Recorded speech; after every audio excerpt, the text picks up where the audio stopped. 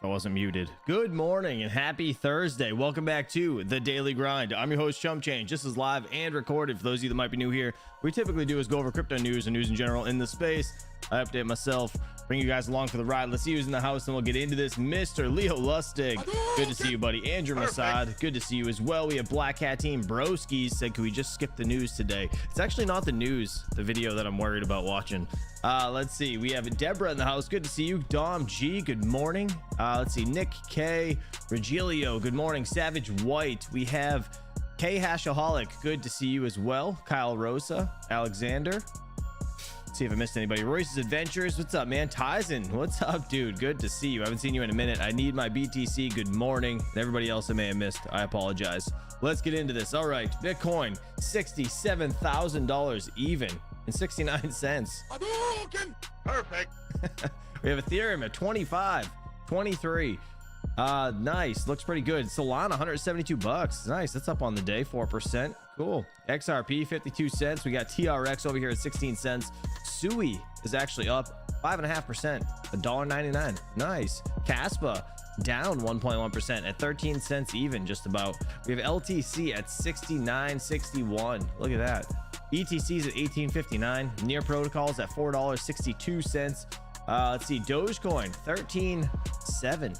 Nice, 13 cents, almost 14 cents. Nothing really jumping out at me down here. Let's see, CRE is down. I think that's that carry coin, I believe. It's down 7% today to 21 cents. It was up a lot yesterday, I believe, if I am not mistaken. We have Render at $5.12. XMR 156 bucks. Let's see, BNB $589. BitTensor 531 bucks. Nice, that was at 600 bucks last week. Interesting. Yeah, nothing really jumping out at me besides Sui on this chart right now. What in the hell? Crypto bubbles, look at this. What is this goat?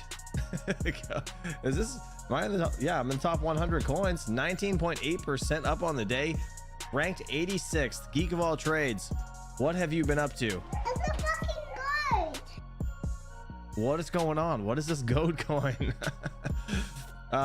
Goat Cius Maximus, is that how you say that? What, 79 cents? What is this?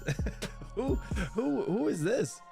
Oh man, anyway, it's up 19.8%. That is the biggest earner of the day. We got Mew in second place over here, 10.9% up on the day. This is cat in a dog's world, rather. It's at 1 cent.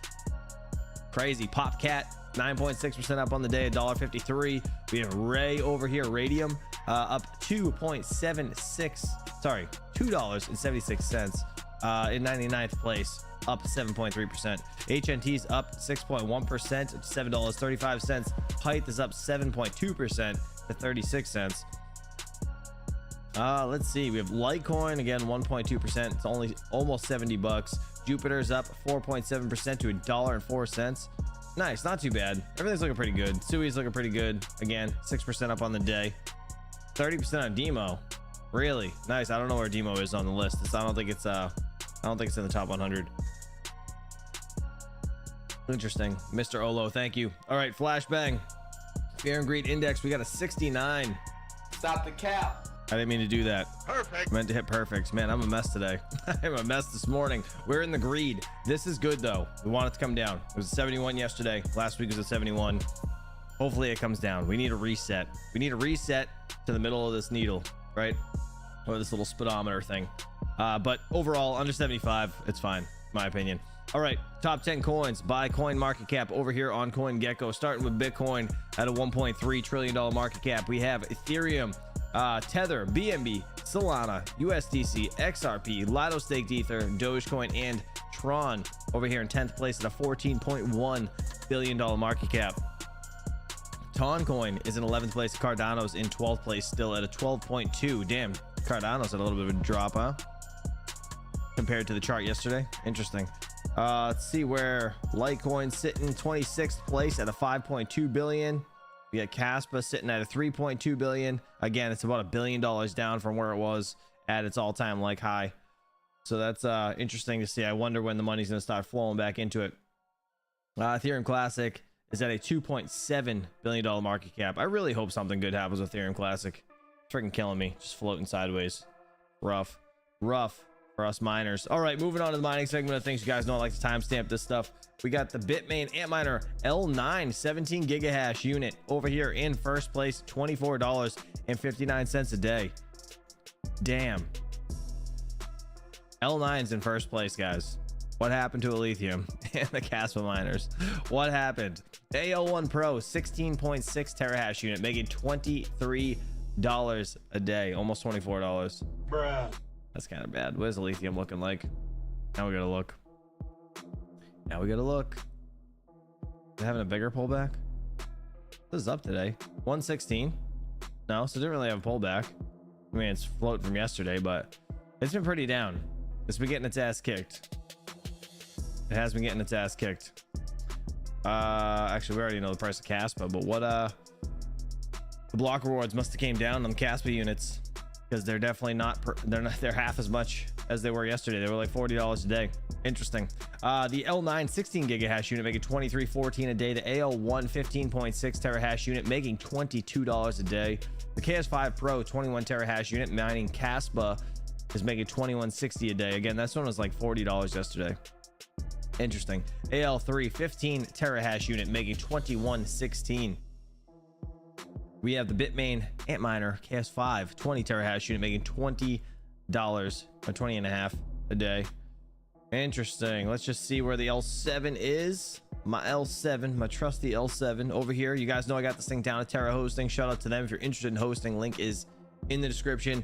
My 9050 is making $9.43 a day. That's actually sick. Perfect. That's really good. That's ridiculously good. I wasn't expecting this to be making almost $10 a day. That's great. Again, for a 3-year-old plus unit, man, I wish I had a whole container full of L7s. If people have L7s, like I wonder, there's got to be somebody that just has a shit ton of L7s. They're making bank right now. That's crazy. And to think that this is one of the most like down times is crazy. It's crazy to think about. Like if Dogecoin moons for any reason, someone tweets about it or something stupid, right? Mr. Musk, if he says anything about Doge, it just goes nuts. Right now, when it's at 13 and a half cents, this thing's making $10 a day just about. It's crazy. Absolutely crazy. I love it. Let's see. Anything else really you guys want to look at? I'm kind of over everything. Everything's like real shit right now in the mining space. I don't suggest you guys buy anything, to be honest. I mean, if you can get a good deal on the L7, that's probably the only unit I would buy. But other than that, I ain't buying miners. I'd rather just buy the coin. All right, jump over to GPUs over here. See where the most profitable coin is. Still Aleo, all the way down. 170HX is on block. Sorry, 170HX is on block X. Xano is mixed in here a little bit. Chlor a little bit. Let's check out Aleo. Damn, down 7.6%. Holy shit. It was over $2 yesterday. Interesting. This this coin. Again, mine and sell. People are doing. That's what I would do. I wouldn't hold it. Chlor, how's Chlor doing? I noticed Chlor was dropping yesterday. Yeah, not much though. Only 1.3% today. Could be worse. It's definitely not where it was. It was all the way down to like 6 cents, right? At some point. Holy shit, its all-time low was 0.5 of a penny. It's up 1,500% over the last year. That's crazy. Interesting. Floor's done very well. All right, moving on to the news segment of things. I want to watch a few clips, then I want to get into the videos. So a few things I want to watch and kind of pay attention to. Wouldn't pre-position for any election outcome at this point, says iCapital's Anastasia Amoroso, whatever the hell her name is. Anyways, CNBC television. Let's do it, guys. Hit that like button. Appreciate you hanging out. Join us right now to talk markets. Anastasia Amoroso, she is the chief investment strategist at iCapital. Good morning to you. Good morning. Good morning. Hopefully you had an opportunity to see Paul Tudor Jones yesterday. He had a whole bunch of views about gold, Bitcoin, the NASDAQ. We're now, are we 13 days away from the election? He said he'd never buy a bond Less than 2 weeks. for the rest of his life. Right, he wouldn't buy a bond. We're less than 2 weeks away from the election. That's crazy. It's like 12 days. This was yesterday. Oh, well, I don't know about that, but he wouldn't buy a bond for a long time. What would you do?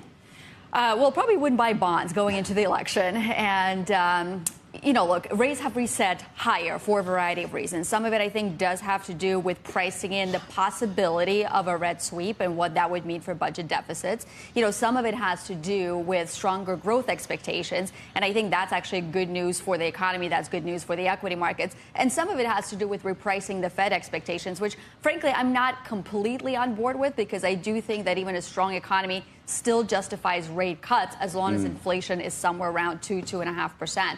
So, you know, I would be sticking with equity markets in this situation. We know that volatility tends to rise into the election. We know that it typically subsides thereafter. And, you know, I do think that if you look at both candidates' proposals, there are measures there that will likely lift the budget deficit if they're allowed to pass, assuming you don't have a split Congress.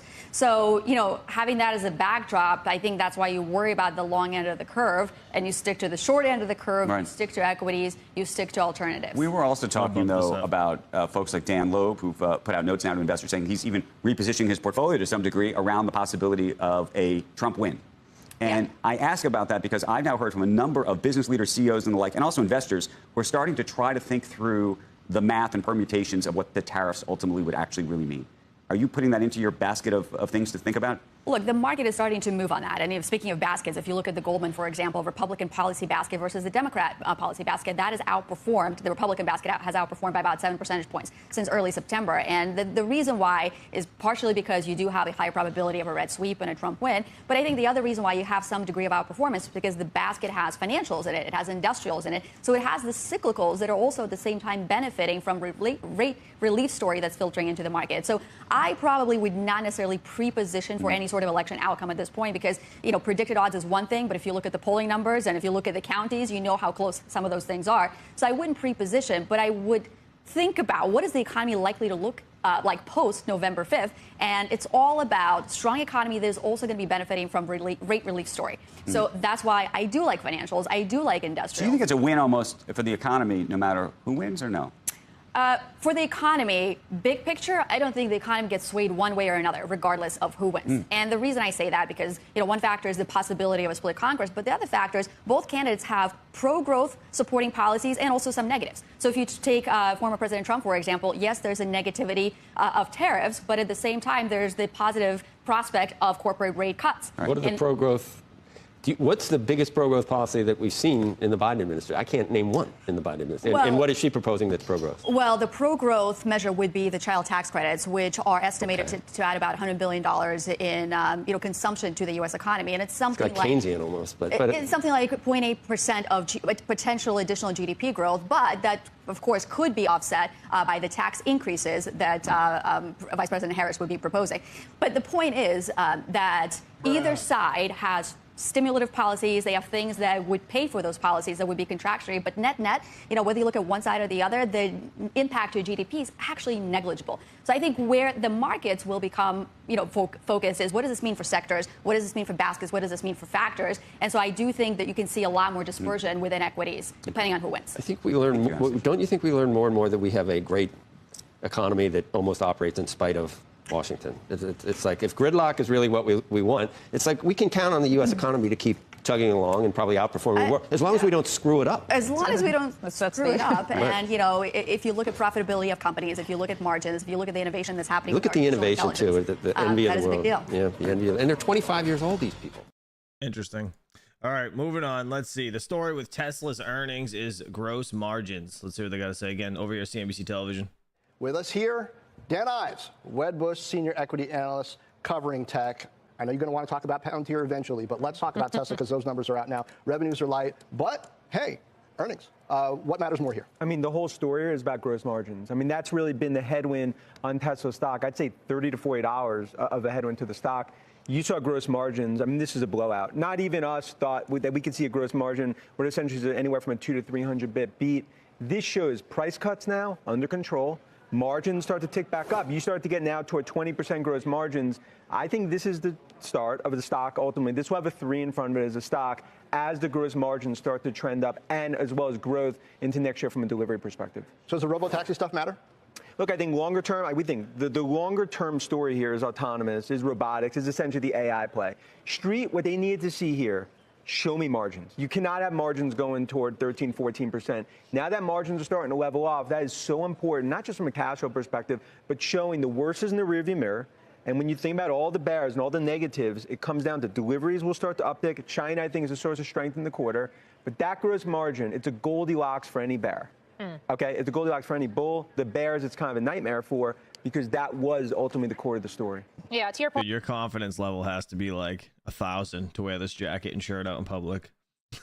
This guy, it's like a mix between Elton John and Willy Wonka. I'm not sure. It's hard to look at, though. Free cash flow, $2.74 billion. That trounced expectations for Q3. But some of the details we're getting here on the outlook, I think, are also really notable. They're basically saying, despite the ongoing macroeconomic conditions, we expect to achieve slight growth in vehicle deliveries in 2024. Also talking about energy storage deployments that are going to more than double this year. But perhaps this is most notable because I know you've written about this, saying plans for new vehicles, including more affordable models, remain on track for start of production in the first half of 2025. What should we take away from that when I know a lot of folks have been looking for a sub $30,000 vehicle? We're even expecting to get some details on that at the Robotaxi event, which maybe was unrealistic.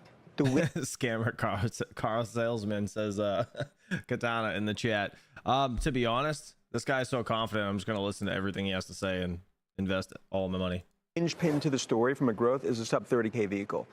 And I believe that hits by middle of 2025. That's the growth. I mean, that's ultimately, you're talking about like single digit growth this year. That's how you get to 10, 12, 15% type growth. Margins under control. That's what the bulls want to see. And I think the fact that they actually doubled down on, and I expect clearly on the conference call, they'll focus not just on margins, but more details around that vehicle. Look, Robotaxi Day, we could argue, many would say that they're disappointed. I believe ultimately that shows the vision, the autonomous and the AI vision.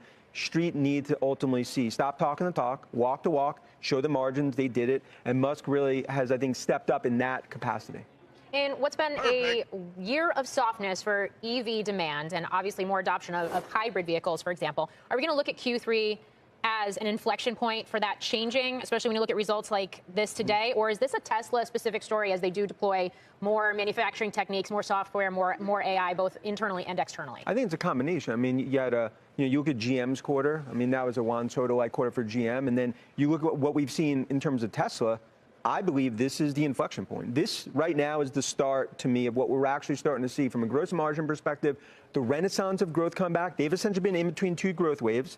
Next year, you have a sub 30K vehicle. Then the autonomous and AI vision plays out. And that's, in our opinion, that's how you get to trillion and a half market cap. And right now, as we've seen, like, look, New York City cab drivers bearish on Tesla. Okay. And I think that's a good setup relative to what we see in the next 3-4 quarters. Listen, we got to go, but quickly, Palantir, your reaction to that news? I mean, that's huge. It just shows doubling down on Carp and Palantir on the defense side. When you think AI in the 202 area code, Palantir really owns that market. The fact that that partnership, just like Microsoft and others, we'll hear more in your interview tomorrow, that's a huge flex the muscles for Palantir and Carp. All right, I have a question for you guys because I'm not really a big stock person, right? But I really need to start investing into stocks and not just using my like Roth IRA and having somebody else do it. What platforms do you guys use? Just throw it in the chat. Like, do you guys have an app that you use on your phone, like, similar to Robinhood type deal, right? Something that's just easy that I can just do on my phone. What do you guys use in the chat? Let me know.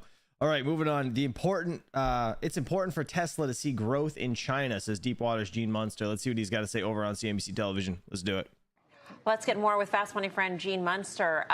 Gene, you heard the conversation here. Where did it come from? And to Tim's point in terms of lumpiness, this looks like a great quarter, but we don't know. We have no idea what next quarter is going to be. And that's sort of the roller coaster ride that I guess investors have to just expect. Yeah. I use Fidelity and Webull. Is Webull good? I heard a lot of stuff about Webull, actually. Is it good? I know there's two people in the chat that are saying that, but I'm gonna have to look into that now. I want to put a little bit of context on next quarter. Is that they did give some guidance related to what the revenue is going to look like. They said that they expect deliveries for 2024 to be up slightly. That basically implies 10% growth for the December quarter for deliveries. The street was at 0.5, so call it 1% growth. So their outlook for December was a surprise. I was expecting the profitability to actually be below the street. I was not expecting them to move up. So as somebody who's optimistic about this caught me by surprise, kind of the strength in these numbers. I do want to highlight the important point on the profitability, the 17.1%, that Auto X credit number, that critical number that we've all been talking about, that did have a benefit, a one-time benefit of some of the Cybertruck FSD recognition. We'll hear on the call how much that impacted. So I suspect that there's going to be some dial back on that. Either way, it still likely will have beaten where the street was expecting for the margin number. What's your number one question going into this call? Number one. 1 second. Sorry, I didn't mean to keep cutting this guy off, but does Webull have crypto too? Do they do crypto and stocks? Are they kind of like a Robinhood? Just because I don't know. And you guys obviously use it in the chat. Some of you guys do. But yeah, that's interesting. One question is what this new vehicle looks like, and ultimately, is it just like a adjustment to Model 3? That's what I'm going to be focused in. Are they going to give any color? The reason they didn't talk about that at the We Robot event, they don't want to show an image of a new vehicle coming and slow existing sales. So it makes sense that they held it to this forum and hope to get some context in terms of what that vehicle actually looks like. Should we assume that this is basically, it uses the same sort of chassis or parts as a Model 3, so as not to have to, create a whole new line in a factory or mold entirely whole parts? That's generally where consensus is at now, is that they're going to have to use the existing. They don't want to, as you said, kind of spin up Giga Mexico. That's probably not going to happen. That would be the case if they were making progress on Giga Mexico, which they're not, for kind of a smaller two-seater. So I think it's optimistic to think we're going to see that. Initially, I thought maybe because they're building some of them for the Cyber Cab, but I think that investors should probably put their head around a stripped-down Model 3 here to get to this. I like what Dan said. They're not going to hit the $25,000. It's probably going to be $30,000. But keep in mind, this is the part that blows me away and that I think investors should be contemplating here. They've cut their costs by 6% year over year on doing EVs. They're making money on EVs. Other car companies are retreating. They're doing that with some of these lower cost vehicles. ASPs are down 6%. What this all means is they're doing all the right things to prepare for the future, to build electric cars. And I think this is still a major problem for traditional auto. How are they going to solve this when they're not investing in production of EVs? Hey, Gene, it's Karen. Thanks for being on today. What are you expecting to hear about China? It's kind of fallen below the fold here. And so it ultimately, I think what's most important is that they see growth in China. And so when are they going to see growth? That has been a headwind. So call it China's about 17% of overall units right now. And so it's important. I like to hear about growth, but it kind of falls below the fold. Hey, Gene. Tesla's had quite the jump, huh? And somebody said it was 13% up on the day right now. So you talked about that margin improvement benefiting from cost of goods sold coming down. Like, how do they get there? If you think about, raw materials and shipping and all this sort of stuff, have they come down that much that would help, the margin? So just help me with that, because, again, in a year where you're going to have deliveries, in line to probably a little bit less, how do you get that leverage? I'm just curious. So one way you get it is by improving production and the efficiencies around the Cybertruck. That's been a huge drag. So by just streamlining that, you get some of that benefit. So keep in mind, the ASPs are down 6% year over year, and the cost per vehicle is down 6%. So not only did they lower prices, average price now of a Tesla is $42,000. Average price of a new car in the U.S. is $47,000. So to answer your question, Dan, how did they get there? And the answer is that I think a lot of it was related to what's happened with Cybertruck. Damn. So yeah, the Tesla's up 27.9% or 13% today, it says. What does this mean? What does in the parentheses mean? 13.06%, but pre-market $241. Interesting. All right, let's move on to the videos. Actually, I lied. Sorry. Continuing news. We still have CNBC Crypto World. Bitcoin dips to 65,000 level, continuing to shed last week's gains. We already know that. Let's do it. Okay, let's talk about the top stories for today. Binance executive Tigran Gambaryan is set to be freed from Nigerian custody. That's according to Reuters, which reports that a Nigerian court ordered his release yesterday after dropping his money laundering charges. Now, Reuters suggests that this was done to get him medical treatment abroad. There have been some reports of Gambaryan's health deteriorating since his detention in February. He and Binance were accused of money laundering, which both parties denied. Reuters says that Binance's separate tax evasion charges, which Binance has denied, do still stand. Wait. Binance executives are still in jail, but CZ's out? What? Bruh. Out to Binance and Nigeria's Economic and Financial Crimes Commission, but didn't immediately hear back. Next, stablecoin giant Circle says it expects to see UK stablecoin laws introduced in months, not years. That's what the company's global head of policy, Dante Disparte, told CNBC in an interview last week. Disparte believes that there has been a recent sense of urgency to bring forward regulations around stablecoins and digital asset trading, as he says the UK would otherwise miss out on the benefits of the technology. He also believes the UK is behind compared to the EU, which began enforcing stablecoins under its regulatory framework for digital assets MiCA earlier this year. The Bank of England declined CNBC's request for comment. We also reached out to the Treasury, but didn't hear back right away. All right, sticking with stablecoins, on to Stripe's acquisition of stablecoin platform Bridge for our main story. After that $1.1 billion deal was announced, Crypto World's Mackenzie Sigalo spoke with Chris Ahn, partner at Han Ventures. Chris led the firm's early investment into Bridge, and he spoke with her about why it made such an attractive target for Stripe. So, Chris, you co-led the seed and bridge while at Index Ventures and subsequently led the investment alongside Katie on behalf of Han Ventures. Now, Bridge is only 2.5 years old. What stood out to you about this company that made you want to jump in as early as you did? Hey, Mackenzie, that's right. I've known Zach and Sean since the start of Bridge about 2.5 years ago. And I was so excited about them that we also invested later when I joined Han Ventures. And what's really special about Bridge is the team is exceptional. And they have a set of domain expertises that is quite rare to find still, which is at the intersection of traditional payments and finance, as well as in crypto. And so Zach and Sean, actually, this is their second company that they founded together. And the original one that they started, they had sold to Square many years ago.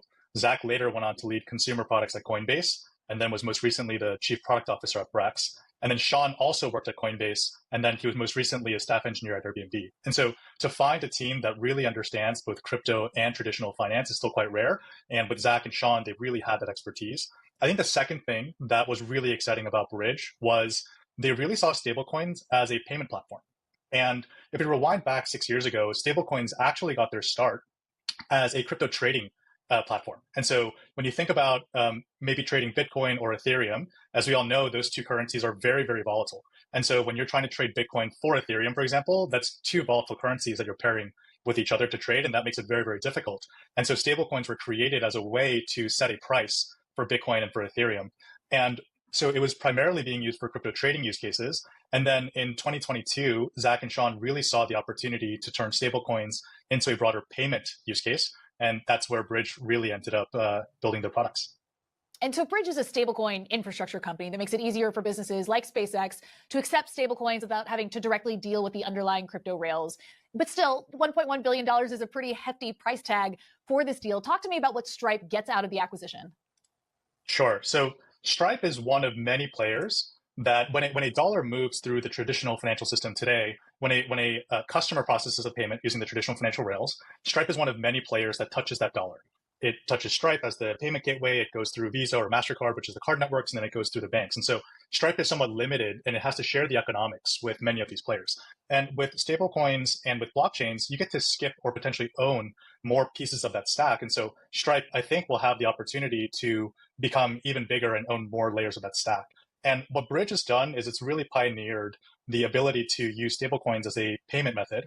And so I think for Stripe, they really recognize this as an opportunity for them to continue to expand their product surface area and to be able to harness this new technology with a team that's, as we discussed, exceptional and really meets the caliber of the team that they also have at Stripe. So Stripe disclosed that its payment volume topped $1 trillion last year. It seems like they've really bought into this narrative of blockchain making global payments faster and cheaper, but why not just do it in-house? I'm thinking about PayPal here, which just launched its own stablecoin. I know you're not at Stripe, but why is this the type of tech where you can't just build it in-house? I think for Stripe, it's a combination of three things. Again, it's that big vision, owning more of that stack. I think it's also about accelerating the roadmap. So you're right, Stripe has many talented people inside of their company. They have a lot of resources, and they probably could build this with enough time. But I think for them, it's about accelerating that roadmap because this is a market that's growing extremely quickly. So just a couple of stats. There are over $160 billion of stablecoins that are in circulation today. And stablecoins combined are the 18th largest holder of US Treasuries. And this puts them ahead of countries like Germany and South Korea, which are very developed nations. And over the last 6 months, there was roughly $620 billion of monthly volume that was transacted using stablecoins. And this is up 50% year over year. So this is a market that's growing extremely quickly. It allows Stripe to accelerate the roadmap. And also, they get to work with a, again, really talented team that's been working on this already for 2 years and has a lot of the know-how to be able to service this market. And to that last point, why Bridge of all the stablecoin companies that are out there? I think Bridge has shown an exceptional ability to execute. This company is just 2.5 years old. The talent that they have, even outside of Zach and Sean, the two co-founders, are people that used to work at Square, at Coinbase, at Brex. Some of them actually all worked on USDC, which is one of the largest stablecoins, when they were at Coinbase. And so they really have that know-how and the ability to execute. And the team has moved extremely quickly to become one of the leaders in this market in a very short amount of time. This seems like a bigger moment for stablecoins writ large. Talk to me about the larger significance of this deal and what it means for the industry. For sure. So I think it's a lot of validation for the industry to have Stripe. So maybe just a history on Stripe and crypto. They were actually very excited about crypto being used for payments many years ago, let's say 10 years ago, with Bitcoin. And they actually paused crypto payments in 2018 because the infrastructure and the user experience wasn't quite up to their standards. And they reintroduced crypto actually earlier this year because there have been so many improvements that have been made under the hood in crypto that the payments are actually much faster, they're more efficient, and they're cheaper than what you might get using traditional financial rails. So this is just one of many steps that we foresee in stablecoins continuing to eat away at payments. And the tip of the spear right now is in cross-border money movements, in real-time transactions and microtransactions. But we imagine that this is the tip of the spear and it will only grow from here. So I think it's an incredible validation for the industry. It's really starting to showcase stablecoins as a payment platform that's going to be used by both crypto-native businesses as well as traditional businesses. Interesting. All right, moving on. Videos of the day. I want to see what this is all about. The truth about Bitcoin's bull market, or the Bitcoin bull market. Over on Swan Bitcoin, guys, that like button. Appreciate you for hanging out. 33 likes, 100 people here. Stop the cap. You guys are killing me. Killing me. All right, let's do it. Another day and another Bitcoin price dip. Just when Bitcoin looks to be ready to explode to the upside, the opposite happens. What's going on here? Is the price being suppressed? Today, I look at some data to try to get to the bottom of the current state of the Bitcoin bull run. Sorry, I gotta pause it for a second. This music is gonna get me friggin' whacked again. God damn it. And my findings suggest perhaps maybe this time really is different. Plus, Michael Saylor breaks his silence on the self-custody controversy, and we look at his view on the current state of Bitcoin adoption and why he thinks 2025 is the year that things really get interesting. All right, we're gonna speed it up. So here we are, drawing lines on charts, looking at past performance and cycle dynamics, calculating where we are in the Bitcoin cycle, and preparing for what feels like the inevitable parabolic rise that Bitcoin historically does every 4 years. But then once again, we get faked out. Bitcoin again looked ready to break out to the upside towards all-time highs, and once again faltered as we fell back down to 65K today. This has now officially been 7.5 months of choppy sideways price action below the all-time high. So we can understand why many are getting impatient and calling for the all-out cancellation of the bull run. But I'm here to inject some sense into you. So let's go through some reasons why we may just be much earlier in this cycle than history leads us to believe. Look at that plant. Look at that plant. Look at how big this plant is. I've never noticed that plant before. Be much earlier in this cycle than history leads us to believe. First, let's take a look at this chart from CryptoQuant, which shows the accumulation of whales, or entities with hundreds or thousands of Bitcoin, which is represented by the purple lines, lined up with the Bitcoin price represented by the white. What this chart tells us is just how early we are in this cycle. As the process of accumulation is very strong, the price hasn't followed suit as it has in previous cycles, which leads me to believe we have not topped in accumulation yet. The momentum being built here is most definitely historic and quite chilling. Now let's look at this zoomed-in comparison of 2020 and 2024 new whale accumulation, and we can see that the two-step trend of whale accumulation front-ran the eventual parabolic run in 2021. So this leads me to believe we might have another big run-up in whale accumulation before we really see the fireworks. Now let's take a look at HODL waves, which is all you have to do is look at BlackRock. Like, look how much BlackRock is investing into Bitcoin right now. They're doing it for a reason. They don't invest into things that aren't going to go up. Basically a visual representation that shows how long different groups of Bitcoin have remained unmoved in wallets. Bitcoin's one-year HODL wave has dropped to 64.36%. And as you can see, historically, HODL wave declines have occurred in bull markets as new buyers bid coins out of the hands of existing hodlers. This chart would suggest that we are just entering the very early stages of the bull market. Now let's look at this chart from Galaxy Research, which looks at the nominal or current Bitcoin price, represented in orange, compared to the real Bitcoin price, which in this case is in 2020 dollars, corrected for the massive inflation we've seen over the past 4 years since then. This tells us that when we correct the current Bitcoin price for inflation, we definitely have not started the bull run yet, as we haven't hit actual all-time highs yet. We are actually much closer to the infamous 58K levels still. 58K forever, am I right? So what do all these... Real quick, just because he just showed up. Look at this, Mr. Geek of all trades. Goat, whatever this is up 21.2%. Did you make this? Don't lie to me. Goatius Maximus.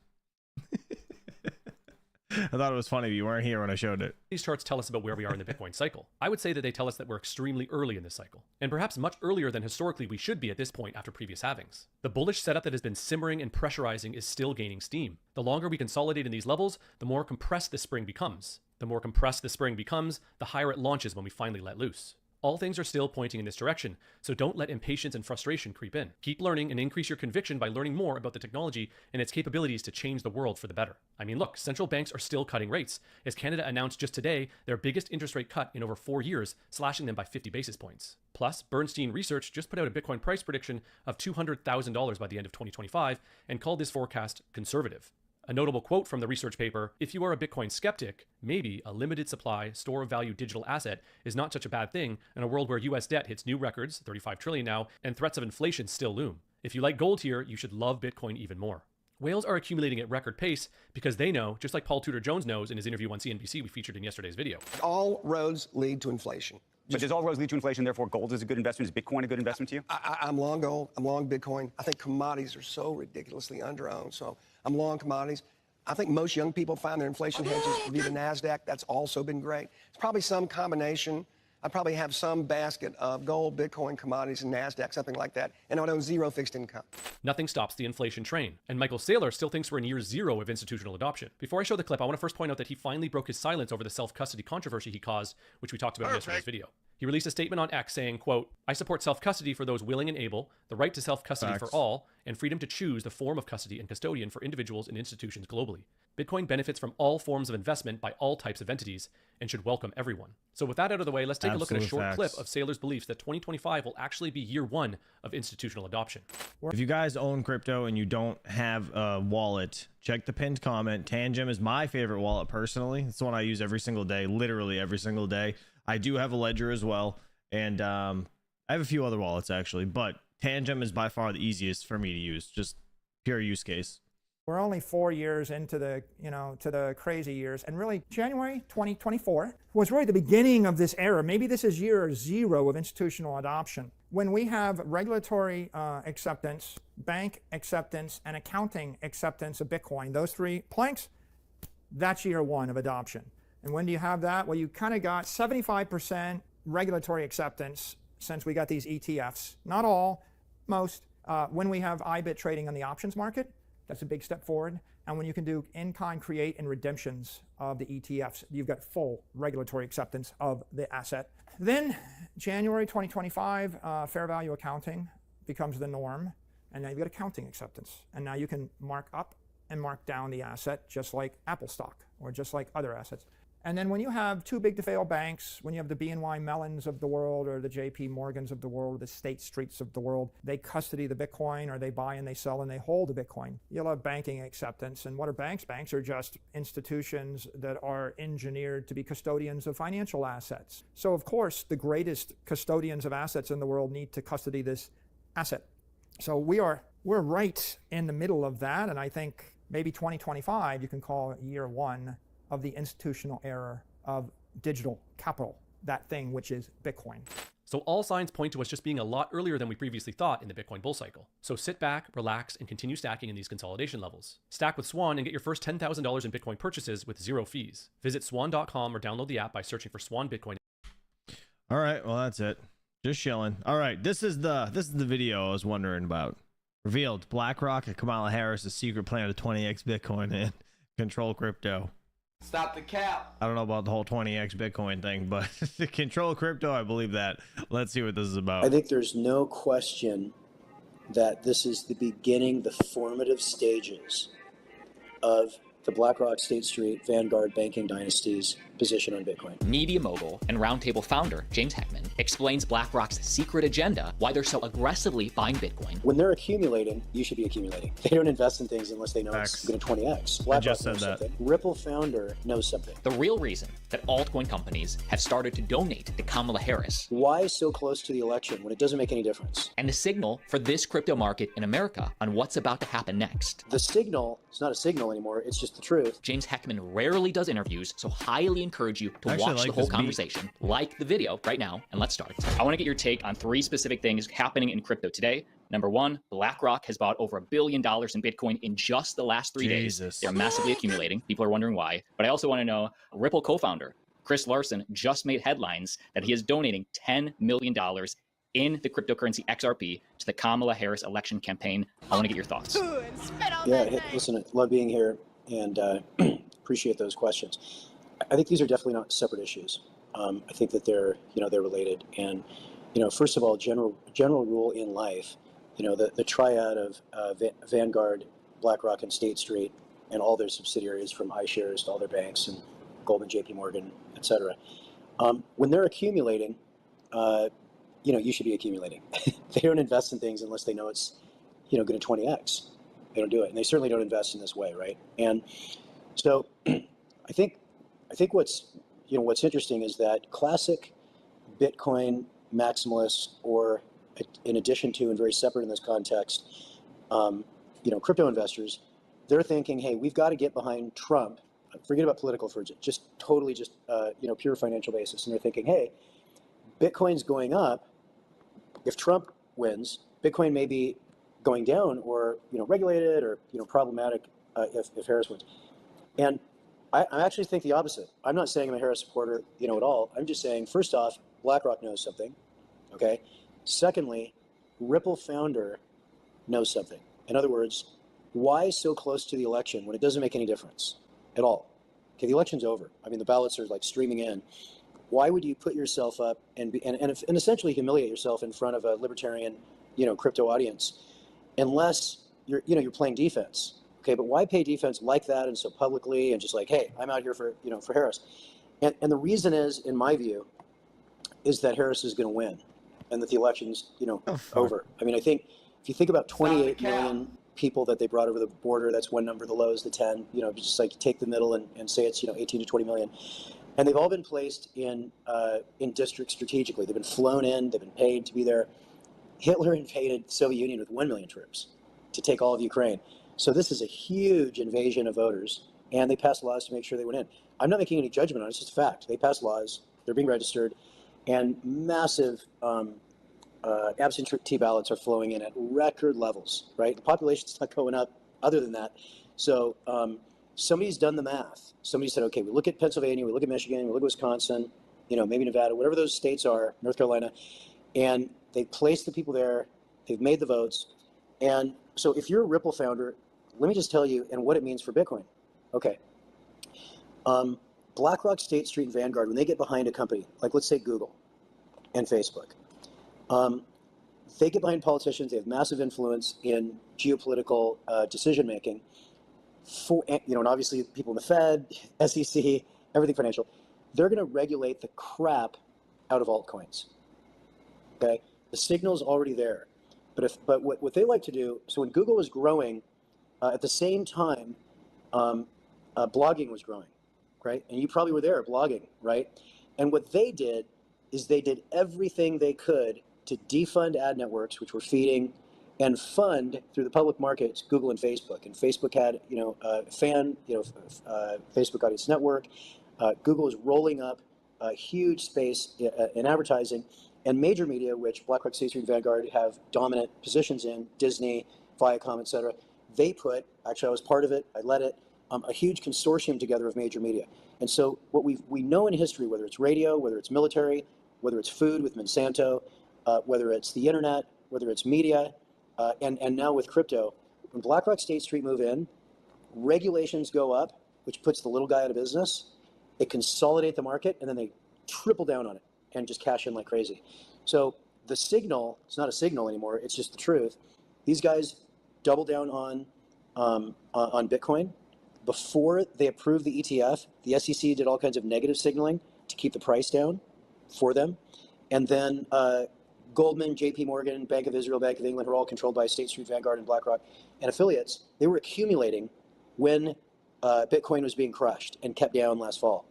Then the ETFs came, and these guys are accumulating. So what I'm trying to say is Ripple understands that non-Bitcoin digital assets are going to get destroyed under Harris.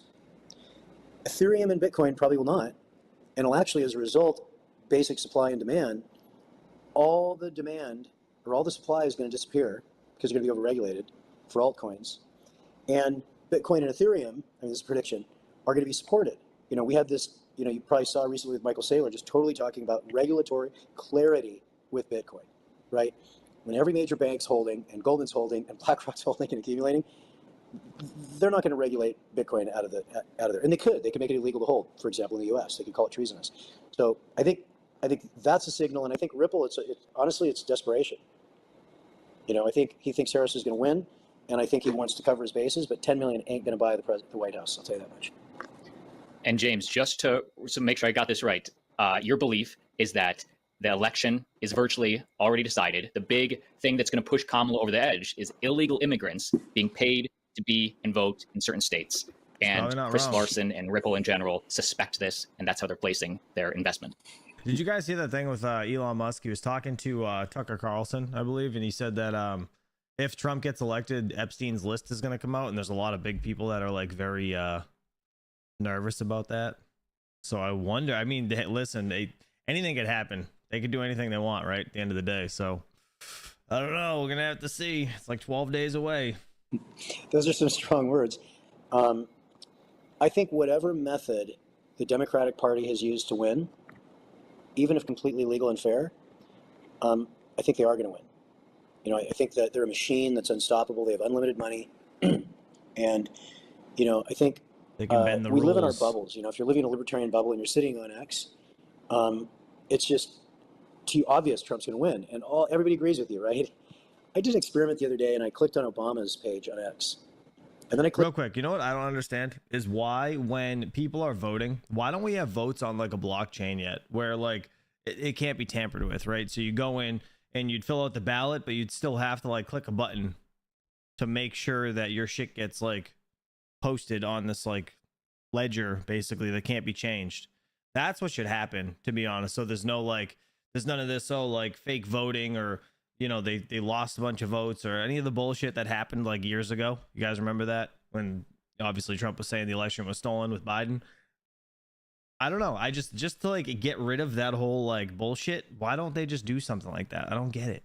Clicked on every famous do both. You know, ex-influencer who supports Obama and Harris, and I just lived in that world all day. They all think they're going to win. They can't think rig it's a it. big That's joke. why. I can't believe Trump's even running. He's a criminal. So I think that crypto people are, you know, reinforcing and living in this incredible energy that Trump is dominating everything. All I see is Trump. People aren't even paying attention. And the way that media has evolved is that we only see what will have a high propensity of conversion rate. So in other words, Twitter charges media companies for clicks a lot. If you don't click on it, they have a 0% gross margin. Okay. And so their average gross margin needs to be like 80% for it to pencil every 5 units to be, you know, clickable. So you're not seeing stuff that's, I mean, I don't know your politics. You're probably pretty down the road and libertarian, but basically we're all living a fantasy of what the world is through the eyes of X or through the eyes of Yahoo. And so I think, you know, I'm now of the belief for sure. I've seen all the videos of millions of people streaming over. I've seen them get into cars. I've seen them flown in. I've seen the videos of them using up schools and playgrounds. I know they're getting money. I know that laws were passed to not do IDs. Those are all facts. That's not my opinion. And so this wasn't done by accident because Democrats traditionally don't like to bring, you know, low-wage immigrants in because the unions hate that. But this is part of some plan. Somebody did it. Certainly wasn't Trump's organization. And so I think there's a plan, and they've been strategically placed. So I think it's viable that given how close elections are, they did the math and realized how many absentee ballots they had to do in the key swing states. And let me just tell you, I'm, you know, close with a lot of the people who are doing data and get out the vote and, you know, involved in the, you know, in the campaign on the Trump side. They're not doing any of this. Republicans aren't doing any of this. There's not like massive ballot harvesting. They're not like flying people in from Poland. There's none of this stuff going on. And so I think we're naive. But I think the big thing for crypto investors to think about is that Bitcoin is going to go up if Harris wins. I mean, the first thing that's going to happen is it's going to go down because Bitcoin's going to go up no matter who wins. Who the fuck is this guy? Get out of here. Anyways, no, but for real, Joe Rogan is going to have Donald Trump on apparently Friday as well. So that should be a pretty interesting podcast. I don't know if it's going to come out the next day or what, but apparently he's sitting down with Joe Rogan. And the thing I like about that is Joe Rogan he's not going to allow any like, any BS, any coached questions. He's going to talk just freely like he always does. So it should be a very interesting podcast. And I think that's probably going to make a lot of people come around. People are going to panic, sell. Oh my God, Trump didn't win. This is a shock. And then you'll see BlackRock accumulating more. And let's zone in on that. That's a good point, actually. Yes. Actually, that's a good point. I didn't know where he was going with that. That's a real good point. If he's saying that, hold on, let's rewind that and listen to what he just said. Massive ballot harvesting. They're not like flying people in from Poland. There's none of this stuff going on. And so I think we're naive. But I think the big thing for crypto investors to think about is that Bitcoin is going to go up if Harris wins. I mean, the first thing that's going to happen is it's going to go down because people are going to panic, sell. Oh my God, Trump didn't win. This is a shock. And then you'll see BlackRock accumulating more. That could happen. That could really happen. Actually, that's a ridiculously great twisted plan, to be honest.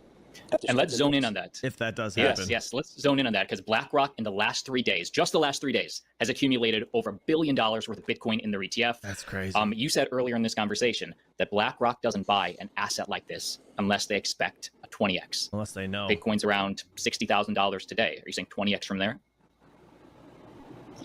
I think there's no question that this is the beginning, the formative stages of the BlackRock, State Street, Vanguard banking dynasty's position on Bitcoin. I'm gonna be honest. I think that's gonna happen either way. I think we're gonna have an initial spike down after the election or during that time, you know, in 12 days from now, and then I bet BlackRock does it either way. They don't show up for the end. They don't miss things. Oh God, I wish we would have got in, right?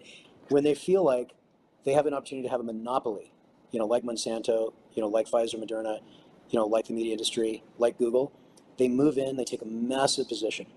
And what people don't realize is that, you know, BlackRock's not BlackRock. BlackRock is State Street, BlackRock is Vanguard, BlackRock is JP Morgan, Goldman Sachs. Just look at the capitalization table. They're all one, and they're all coordinated. And, you know, it's an amazing signal to see them move in unison. They're not all moving independently, right? You see every single bank last fall, Bank of Israel, Bank of England, B of A, Goldman, JP Morgan, all on the same day started accumulating last year. When there was a negative announcement from Yeltsin, when there was a negative announcement, CZ's gone to prison, something like that, they would accumulate on the other end, right? Because they know over the long run that, you know, Bitcoin is not going to be regulated into obscurity. And so I think this year is the beginning. So the question is, what happens, you know, over the next couple of years? And I think absolutely altcoins are going to shrink. I think there's going to be not only regulatory issue, but I think there's going to be, you know, lawsuits. You know, I think CZ got the hand slap. You know, Roger Ver got you know, handcuffs, you know, living in Spain. You know, Coinbase has completely submitted itself to the state, you know, after threats of massive lawsuits. So they've signaled, you know, this idea of the uncontrolled, the metaphor is blogging. The idea that citizens would have the ability to independently not only cover the world, but be paid on an equal status with Disney and Fox and NBC, because they were. It used to just be data. They would be paid based on data targeting, right? And the CPMs were the same, not sponsorship, but electronic, you know, programmatic advertising. And there's no way they were going to have that, right? No. It needs to go to the monopoly, you know, the controlled media. And the same thing's going to happen. They're not going to let dog with hat, stuff like that's not going to happen, in my view. In my view, you know, somebody, you know, throws out a, you know, a Ponzi scheme, which is not legal, and Americans are doing it. And the idea that, hey, all you have to do is get a VPN and you can go around the U.S. government with a lot of guns.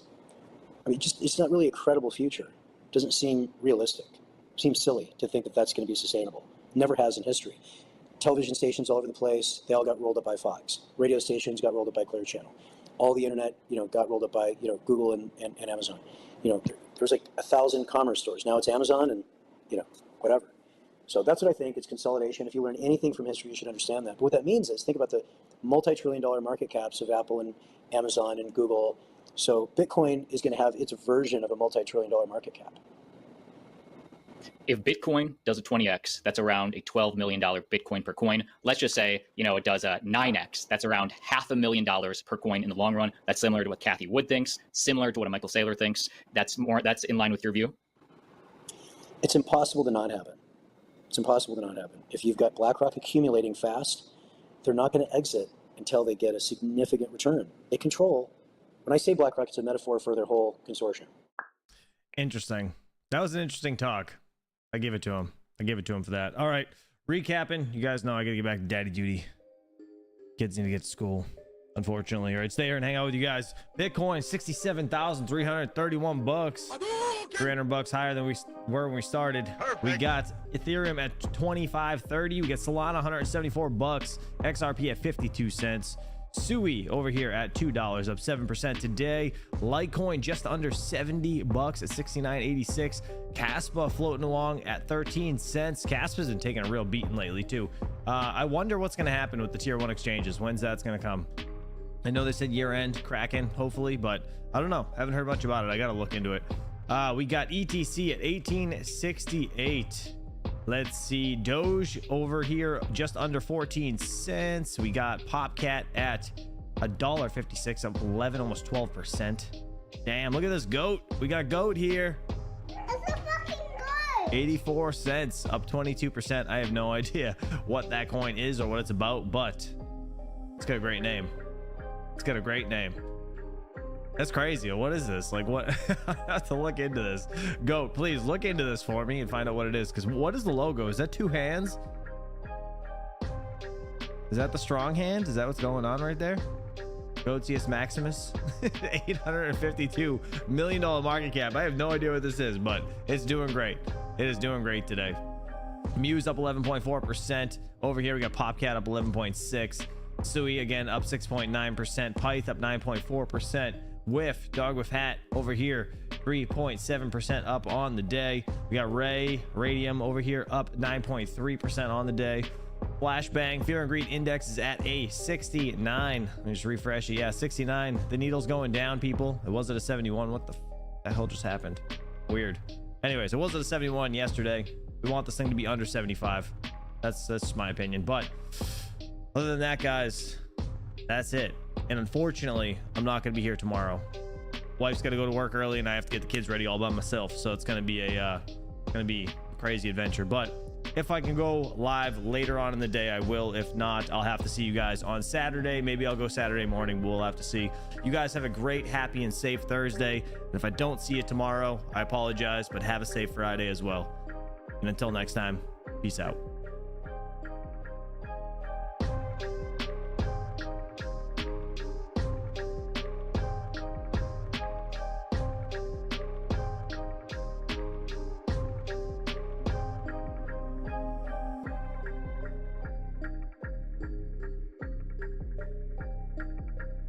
If she don't hawk to her, we don't talk to her.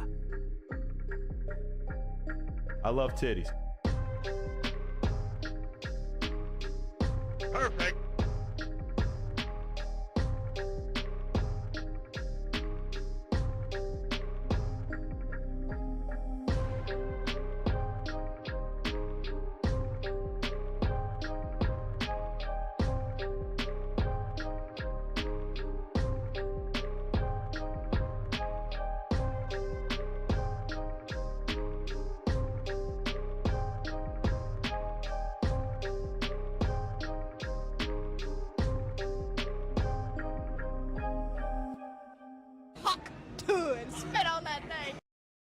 Eat shit, Gary.